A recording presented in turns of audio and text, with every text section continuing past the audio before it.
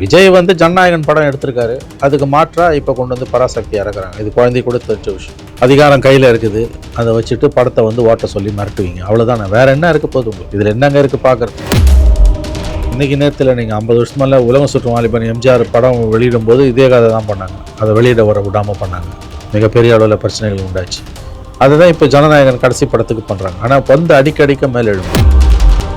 விஜய் அப்படியே விட்டாலும் அப்படியே இருப்பார். நீங்கள் அடிக்கடிக்க தான் எந்திரிச்சு 100% அப்படியே விட்டிங்கன்னா கூட போயிடுவாங்க. ஆனால் நீங்கள் எதிர்த்தீங்கன்னா சத்தியமாக வளருவார். இது திமுகவின் வரலாறு. அரசியல் மையமாக வச்சு தான் ஜனநாயகன் படத்தை தேர்தலுக்கு முன்னால் அவர் ரிலீஸ் பண்ணுறாரு. விஜயை பார்த்து 5 நடுங்கி கிளி பிடித்திருக்கக்கூடிய திமுக அதை எப்படியாவது தடுக்க முடியுமான்னு பராசக்தியை கொண்டு வந்து இறக்குது. இதெல்லாம் மக்கள் அருவருப்பாக பார்க்க மாட்டாங்களா? அவங்கள நீங்கள் நடுங்குறீங்கன்றது இவ்வளோ வெளிப்படையாக காமிச்சிக்கணுமா? பயப்படலாம், பயத்தை வெளியில் காமிச்சிக்கூடாது. விஜய் எது பண்ணாலும் அதுக்கு முன்னாலே எதுக்கு பண்ணுறீங்க? 2 வருஷமாக ஒரு கட்சி ஆரம்பிப்போது அவர் எதனா ஒன்று பண்ணுறாருன்னா உடனே கவர்மெண்ட்லேருந்து ஒரு பிரேக்கிங் நியூஸ் வரும். அவர் கொடியை அறிமுகப்படுத்துகிறாருன்னு போது அமைச்சரவை மாற்றம்னு பிரேக்கிங் நியூஸ், உடனே அந்த பக்கம் திருப்பூர்.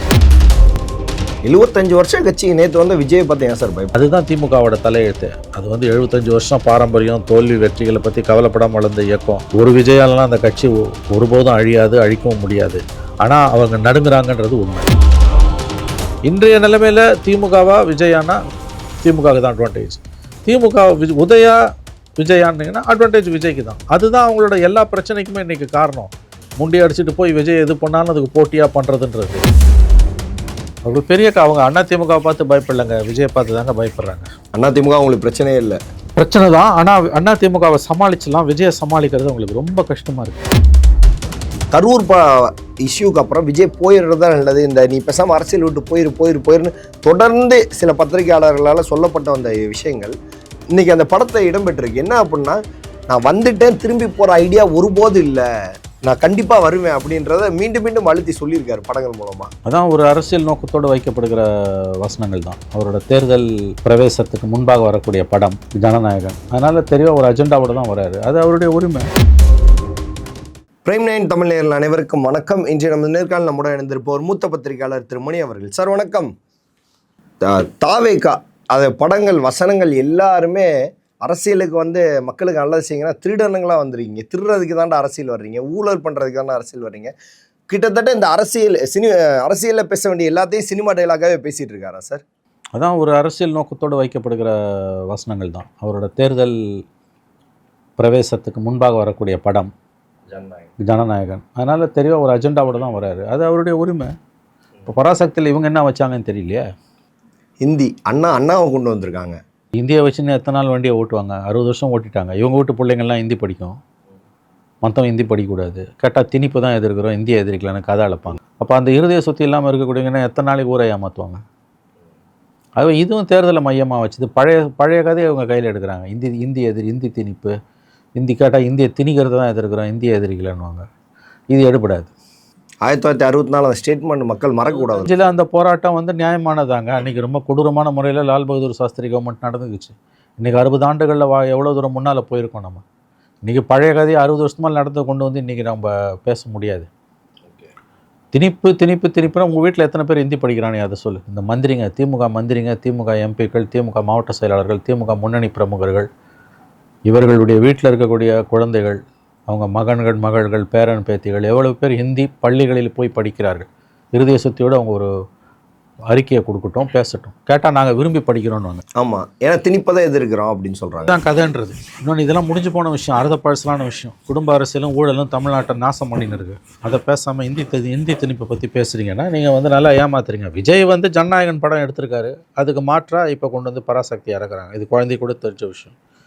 அதிகாரம் கையில் இருக்குது, அதை வச்சுட்டு படத்தை வந்து ஓட்ட சொல்லி மிரட்டுவீங்க, அவ்வளோதானே. வேறு என்ன இருக்க போகுது உங்களுக்கு? இதில் என்னங்க இருக்குது பார்க்குறதுக்கு? படத்தில் எதிர்த்து என்ன சார் விஜய் பண்ண போகிறோம்? அதாவது அவங்க அப்படி தான் அதை பார்ப்பாங்க. இன்றைக்கி நேரத்தில் நீங்கள் 50 வருஷமெல்லாம் உலகம் சுற்றும் வாலிபன் எம்ஜிஆர் படம் வெளியிடும் போது இதே கதை தான் பண்ணாங்க. அதை வெளியிட வர விடாமல் பண்ணாங்க. மிகப்பெரிய அளவில் பிரச்சனைகள் உண்டாச்சு. அதை தான் இப்போ ஜனநாயகன் கடைசி படத்துக்கு பண்ணுறாங்க. ஆனால் பந்து அடிக்க மேலே எழும்பும். ஒரு பந்து அடிக்க மேலே எழும்பி வரும். எதற்கு நீங்கள் வளருவீர்கள். அதுதான் அது எம்ஜிஆருக்கு பண்ணாங்க, எம்ஜிஆர் வளர்ந்தார். விஜயகாந்த் ஜெயலலிதாவுக்கு பண்ணாங்க, ஜெயலலிதா வளர்ந்தாங்க. விஜயகாந்துக்கு பண்ணாங்க, ஒரு ஓரளவு வளர்ந்தார். இப்போ விஜய்க்கு பண்ணிகிட்ருக்காங்க. விஜய் தலையெழுத்து என்னான்றது நமக்கு தெரியாது. விஜய் அப்படியே விட்டாலும் அப்படியே இருப்பார். நீங்கள் அடிக்கடிக்க தான் எந்திரிச்சு வரும். 100% அப்படியே விட்டிங்கன்னா கூட போயிடுவாங்க. ஆனால் நீங்கள் எதிர்த்தீங்கன்னா சத்தியமாக வளருவார். இது திமுகவின் வரலாறு. திமுகவின் எதிர்ப்பு எவர் ஒருவரையும் வளர்க்கும்னு இன்னைக்கு நேற்று இல்லை, சோராமசாமியை 20 ஆண்டுகளுக்கு முன்பே எழுதினார். அதான் உண்மை. ஸோ ஜனநாயகம் வருது சார், இங்கிட்டு பராசக்தி இவங்க விடுறாங்க. இந்த படங்களுக்கும் அரசியலுக்கும் சம்பந்தம் இருக்கா தமிழ்நாட்டில்? 100% சம்மந்தம் இருக்குது. ஜனநாயகமும் அரசியல் தான், பராசக்தியும் அரசியல் தான். ரெண்டும் அரசியல் தான். அரசியலை மையமாக வச்சு தான் ஜனநாயகன் படத்தை தேர்தலுக்கு முன்னால் அவர் ரிலீஸ் பண்ணுறாரு. விஜயை பார்த்து அஞ்சு நடுங்கி கிளி பிடித்திருக்கக்கூடிய திமுக அதை எப்படியாவது தடுக்க முடியுமான்னு பராசக்தியை கொண்டு வந்து இறக்குது. இல்லாட்டி ஒரு நாள் பின்னால் எதுக்கு இறக்குறாங்க? 5 நாள் பொறுத்து வர வேண்டியது பின்னால் உடனே எதுக்கு இறக்குறாங்க? அது ஆடியோ லான்ச் பண்ணுறாங்கன்னா 1.5 மணி நேரம் முன்னாலே ஏன் பண்ணுறாங்க? இதெல்லாம் மக்கள் அருவருப்பாக பார்க்க மாட்டாங்களா? அவங்கள நீங்கள் நடுங்குறீங்கன்றது இவ்வளோ வெளிப்படையாக காமிச்சிக்கணுமா? பயப்படலாம், பயத்தை வெளியில் காமிச்சிக்கூடாது. விஜய் எது பண்ணாலும் அதுக்கு முன்னாலே எதுக்கு பண்ணுறீங்க? 2 வருஷமாக ஒரு கட்சி ஆரம்பிக்கும்போது அவர் எதனா ஒன்று பண்ணுறாருன்னா உடனே கவர்மெண்ட்லேருந்து ஒரு பிரேக்கிங் நியூஸ் வரும். அவர் கொடியை அறிமுகப்படுத்துகிறாருன்னு போது அமைச்சரவை மாற்றம்னு பிரேக்கிங் நியூஸ், உடனே அந்த பக்கம் திருப்புறது. அந்த டேட்டில் அதை பண்ணுவாங்க. இது இவங்க எந்த அளவுக்கு பயந்துருக்காங்கன்றதை காட்டுது. பயப்படலாங்க, பயத்தை காட்டக்கூடாது. பயப்படுறது மட்டும் இல்லாமல் பயத்தையும் வெளியில் காட்டுறாங்கன்னா இவர்கள் யார் என்பதை புரிந்து கொள்ளலாம். 75 வருஷம் கட்சி நேற்று வந்து விஜயை பார்த்து ஏன் சார் பயப்பட? அதுதான் திமுகவோட தலையெழுத்து. அது வந்து 75 வருஷம் பாரம்பரியம், தோல்வி வெற்றிகளை பற்றி கவலைப்படாமல் வளர்ந்த இயக்கம், கட்டமைப்பு உள்ள இயக்கம். அவங்க சந்தித்த தோல்விகளையும் வெற்றிகளையும் யாருமே சந்தித்தது கிடையாது. ஒரு விஜயாலலாம் அந்த கட்சி ஒருபோதும் அழியாது, அழிக்கவும் முடியாது. ஆனால் அவங்க நடுங்குறாங்கன்றது உண்மை. அதான் பிரச்சனையே. அவங்க நடுங்க வேண்டிய அவசியமே இல்லை. அவங்க ப்ராப்ளம் என்னென்னா, அவங்க உதயநிதிக்கு போட்டியாக விஜயை பார்ப்பதால் தான் பிரச்சனையாக வருது. நீங்கள் திமுகவா விஜயான்னு பார்த்தீங்கன்னா விஜய் வெற்றி பெற்றுடுவார். விஜயா உதயநிதியான்னு வரும்போது விஜய்க்கு இருக்க அட்வான்டேஜ் உதயநிதிக்கு இன்றைக்கி இல்லை, நாளைக்கு இருக்கலாம், நான் மறுக்கல, இன்றைக்கி இல்லை. அந்த பயம்தான். அடுத்த வாரிசாக கொண்டு வந்திருக்கக்கூடிய உதயநிதி, அடுத்த முதலமைச்சராக வரப்போகிற உதயநிதி, அவருக்கு போட்டியாக விஜய் வருகிறார் என்று தான் திமுக பார்க்கிறது. அந்த கவலை தான் திமுகவுக்கு. திமுகவுக்கும் விஜய்க்கும் போட்டி என்றால் விஜய் தோற்று போவார். திமுகவுக்கும் உதயநிதிக்கும் போட்டினா விஜய் வெற்றி பெறுவார், இன்றைக்கு இருக்கக்கூடிய உதய். அதனால் பட் ஒரு 2 வருஷம் பொறுத்து 5 வருஷம் பொறுத்து விஜய் பின்னுக்கு தள்ளப்பட்டு உதயநிதி கூட முன்னுக்கு வரலாம், நான் மறுக்கலை. இன்றைய நிலைமையில் திமுகவா விஜயானா திமுகவுக்கு தான் அட்வான்டேஜ். திமுக உதயா விஜயானிங்கன்னா அட்வான்டேஜ் விஜய்க்கு தான். அதுதான் அவங்களோட எல்லா பிரச்சனைக்குமே இன்றைக்கி காரணம். முண்டி அடிச்சுட்டு போய் விஜய் எது பண்ணாலும் அதுக்கு போட்டியாக பண்ணுறதுன்றது ஒன்று இன்றைக்கி போட்டியாக பண்ணுறாங்கல்ல. அவர் ரோட் ஷோ பண்ணார், இன்றைக்கி தினமும் முதலமைச்சரோ துணை முதலமைச்சரோ எங்கேயாவது ஒரு இடத்துல ஒரு ரோட் ஷோ பண்ணிகிட்டு இருக்காங்க, ஏதாவது ஒரு நிகழ்ச்சியில் கலந்துக்கிட்டு இருக்காங்க இல்லையா? முன்னால் ரஜினி கமலை ஒன்றா பார்க்க முடியாது. ஒரு ரோட் ஷோவில் தமிழ்நாட்டில் எங்கேயாவது ஒரு இடத்துல முதலமைச்சரோ துணை முதலமைச்சரோ தினமும் இருக்காங்க. இதெல்லாம் யாரால் வந்தது? விஜயால் வந்தது. அதை விட இன்னொன்று, முன்னாடி ரஜினி கமலை ஒரு மேடையில் பார்க்க முடியாது. இப்போ எல்லா மேடையிலையும் ரஜினி. எல்லாம் எதுக்கு எல்லாரையும் கூட்டிக்கிறீங்க?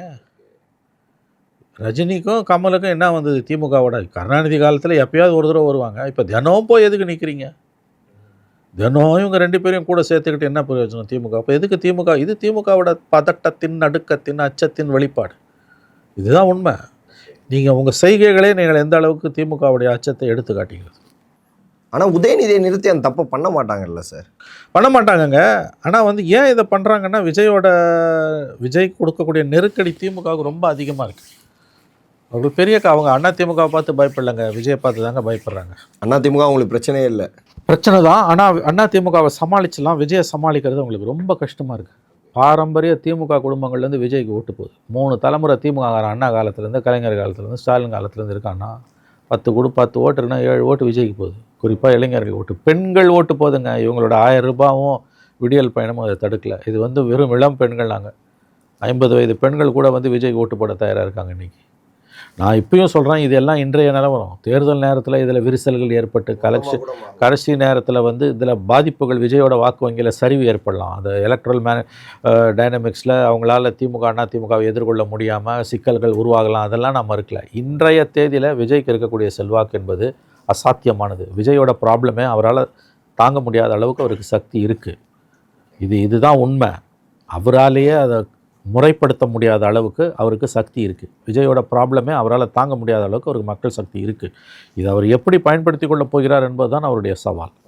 எம்ஜிஆர் அவர்களுக்கு தேர்தல் நேரத்தில் படங்கள் பயங்கரமாக உதவி செய்யும் அப்படின்னு சொல்லுவாங்க. இந்த ஜனநாயகன் படம் கிட்டத்தட்ட கொண்டு வந்த டைலாக்லாம் அப்படி தான். கரூர் இஷ்யூக்கு அப்புறம் விஜய் போயிடுறது தான் நல்லது, இந்த நீ பேசாமல் அரசியல் விட்டு போயிருன்னு தொடர்ந்து சில பத்திரிகையாளர்களால் சொல்லப்பட்ட வந்த விஷயங்கள் இன்றைக்கி அந்த படத்தில் இடம்பெற்றிருக்கு. என்ன அப்படின்னா, நான் வந்துட்டேன், திரும்பி போகிற ஐடியா ஒருபோது இல்லை, நான் கண்டிப்பாக வருவேன் அப்படின்றத மீண்டும் மீண்டும் அழுத்தி சொல்லியிருக்காரு படங்கள் மூலமாக. இல்லைங்க, வராது அவருடைய உரிமை. அந்த நேரத்தில் நீ அரசியல் விட்டு போகணுன்னு சொன்னது 2 விதமானது. இப்போ நான் சொன்னேன் விஜய் அரசியல் விட்டு போகிறது நல்லதுன்னு. அது வந்து ஒரு உணர்ச்சி வேகத்தில் சொன்னது. எல்லாருமே அதை ஆமாம், அது வந்து ஒரு கோபத்திலேயோ அல்லது ஒரு கோபத்தில் சொன்னதை ஒழிய வன்மத்தில் சொன்னது கிடையாது.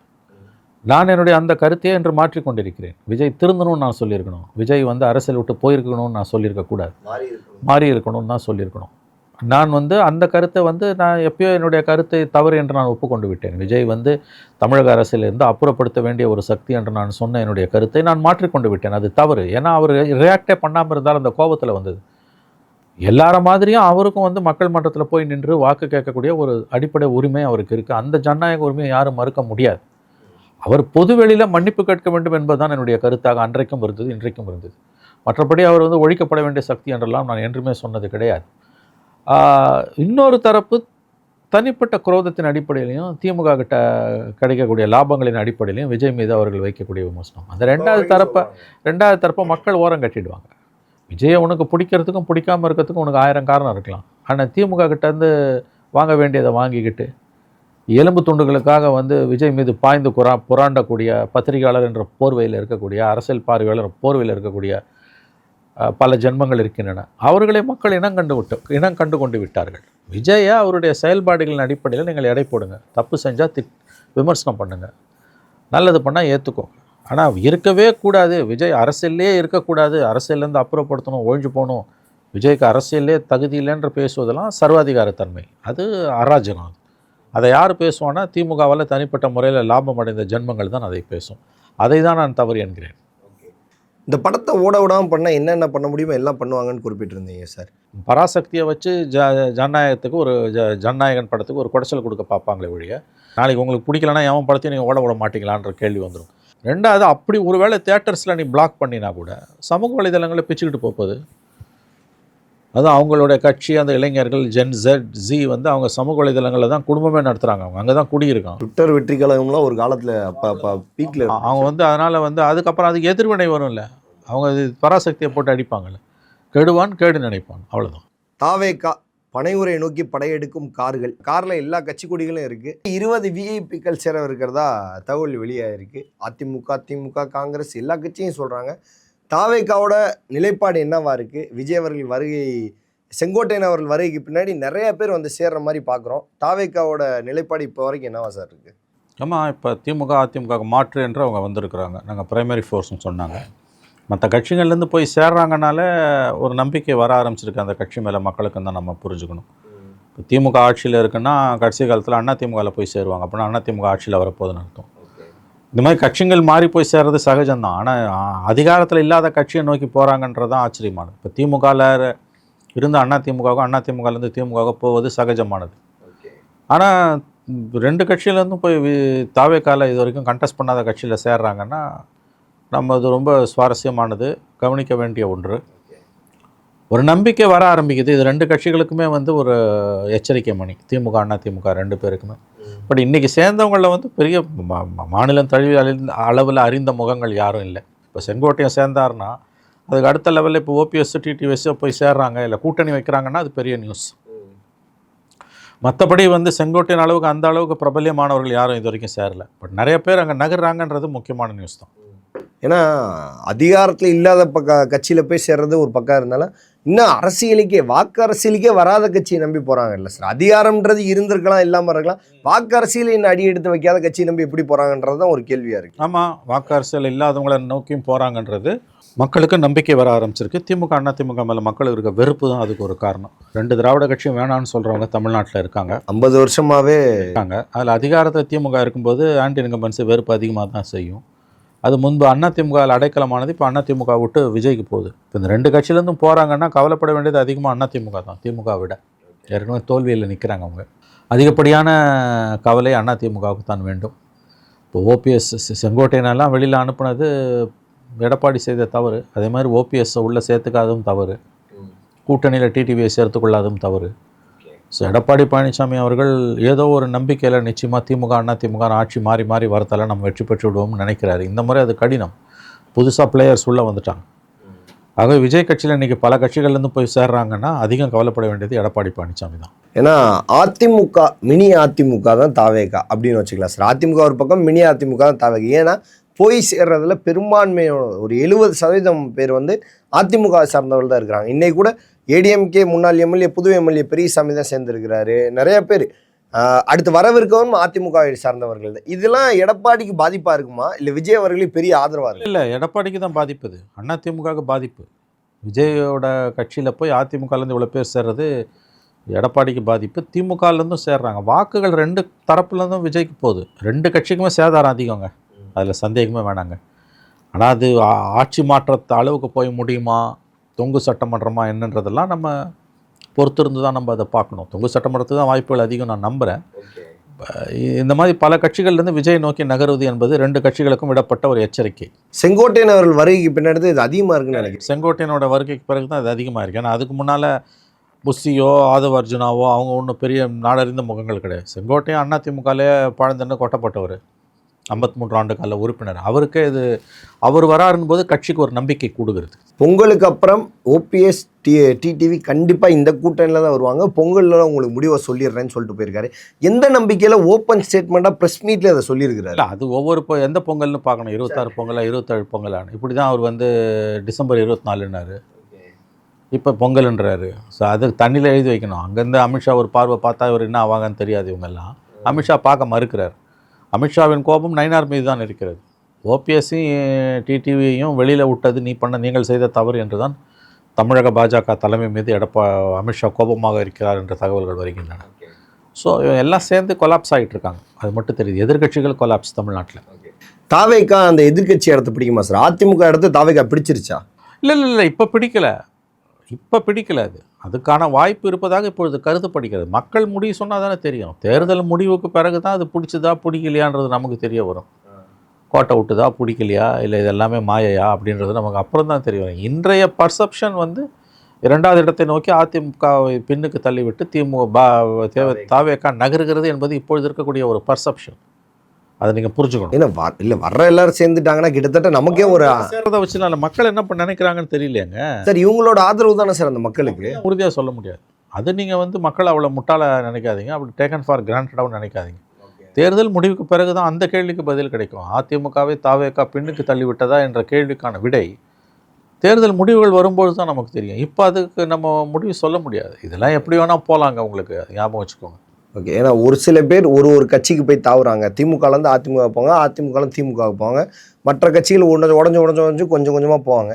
ஒரே அடியாக டெய்லி ஒரு வாரத்துக்கு ஒரு 3 அப்டேட்டில் ஒரு 10 பேர் 20 பேர் 50 பேர்னு சேர்ந்துக்கிட்டே இருக்கிறாங்க தாவேக்கால். அப்படின்னா அது தாவேக்காவுக்கு ஒரு பெரிய ப்ளஸ்ஸாக இருக்கும். மக்கள் மத்தியிலையும் ஒரு மாற்றத்தை ஏற்படுத்த நிகழ்வாக தானே இருக்கும் அப்படின்னு இப்போ தோணுது. முடிவு வரும்போது தானேங்க தெரியும். மக்களுக்கு இவ்வளோ ஆதரவு, விஜயோட ஆதரவு முதல்ல ஓட்டாக மாறுதான்னு பார்க்கணும். ஓட்டாக மாறுறதுக்கு வாய்ப்பு இருக்குன்னு நம்ம நம்புகிறோம். ஆனால் அது மாறுமா இல்லையான்றது தேர்தல் அப்போ தானே தெரியும். இன்றைக்கே எப்படி நீங்கள் முடிவு கட்ட முடியும்? அப்போ தேர்தலை நடத்த வேணாமல் இதை வச்சு நீங்கள் மாற்றம் உறுதின்லாம் சொல்ல முடியாதுங்க. அதை புரிஞ்சுக்கோங்க. அப்படி நினைப்பது ரொம்ப தவறானது, மிதமிஞ்சிய கற்பனை. அது தேர்தல் முடிவு வரட்டும், அப்போ பார்க்கலாம். இப்போ ஒரு வாய்ப்பு அதிகம், விஜய்க்கு வாய்ப்புகள் கூடுகிறது என்பதை நாம் உண்மை, அதை எடுத்துக்கொள்ளலாம். ஏன் அந்த கேள்வி அப்படின்னா, அதை எந்த ஒரு அரசியல் அதிகாரத்துக்கு வராத ஒரு கட்சி செலவழிக்க எங்கே பணம் இருந்து வந்துச்சு? எல்லா மேடையில் இது பொதுக்கூட்டங்கள் நடத்துறீங்க, கூட்டங்கள் நடத்துறீங்க, பெரிய பெரிய செல்வாக்குடையவர்கள் வர்றாங்க அப்படின்னா இதுக்கு பணம் எங்கே? அதை ஒரிஜினலாக எல்லாருமே கை காட்டுறாங்க. லாட்ரி தான் பணம் அப்படின்ற மாதிரி. அதனால தான் அந்த கேள்வி வைக்கிறேன் சார். அதாவது பணம் எங்கேருந்து வருதுன்றது நியாயமான கேள்வி, நான் மறுக்கல. அதுக்கு ஒரு நபரை கை காமிப்பதும் அது பின்னால் வந்து இயக்குறாங்கன்றது வந்து சொல்லும்பொழுது, பொதுவெளியில் சொல்லும்பொழுது உங்களிடம் ஆதாரம் இருக்கணும். தோணுனதெல்லாம் நீங்கள் சொல்லிட முடியாது. நாளைக்கு ஜெயிக்க போகிறாங்கன்னு ஃபண்டு கூட பண்ணலாம். க்ரௌட் சோர்சிங்கில் அவங்க ஃபண்டிங் கூட எடுத்துக்கலாம் வரலாம். எப்படி தெரியும் உங்களுக்கு? இல்லைன்றது எப்படி தெரியும்? நீங்கள் ஒருத்தனை வந்து நல்லவன் சொல்கிறதுக்கு ஆதாரம் தேவையில்லை, கெட்டவன் சொல்கிறதுக்கு 100 1000 ஆதாரம் வேணும். 999 ஆதாரம் இருந்தால் மட்டும் பத்தாது, 1000வது ஆதாரம் வேணும். பொதுவெளியில் பேசும்போது வார்த்தைகளில் எச்சரிக்கை தேவை, கவனம் தேவை.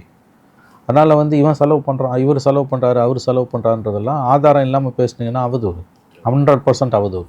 பல்வேறு அரசியல் கேள்விகளுக்கு பதில் தமக்காக மிக்க நன்றி சார். நன்றி சார்.